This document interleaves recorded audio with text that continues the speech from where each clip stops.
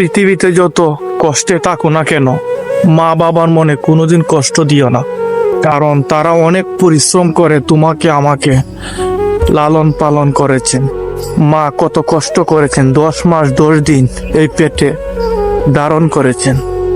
একটি মেয়ের জন্য মা বাবার মনে কোনো কষ্ট দিও না। সবাই তোমাকে স্বার্থের জন্য ভালোবাসে, কিন্তু মা বাবা বিনা স্বার্থে তোমাকে আমাকে ভালোবাসেন। তারা নিজে না খাইয়া আমাদেরকে খাওয়াইছেন, তারা নিজে একটা জিনিস না ফিন্দে আমরা ফিন্দাইছেন। তাই জীবনের সবাইকে যদি কষ্ট দিয়াও, কিন্তু মা বাবারে কষ্ট দিও না। মায়ের পায়ের নিচে আমাদের জান্নাত, আমাদের জান্নাত আমাদেরকে খেদমত করে অর্জন করে নিতে হবে। আমরা কোনোদিন মা বাবার মনে কষ্ট দিব না। তাদের ঋণ কোনোদিন আমরা শোধ করতে পারবো না।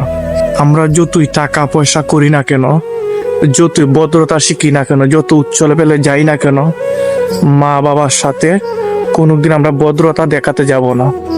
তাদের সাথে আমরা কোনোদিন খারাপ আচরণ করব না। তাদেরকে আমরা সম্মান করে যাব। পৃথিবীতে যতদিন আমরা বেঁচে থাকবো, মা বাবাকে আমরা খেদমত করে যাব।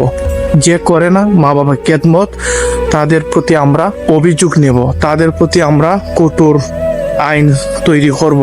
কেন তার মা বাবাকে খেদমত করবে না? সে কি তার মা বাবার সন্তান না? অবশ্যই আমরা তার প্রতিবাদ করব।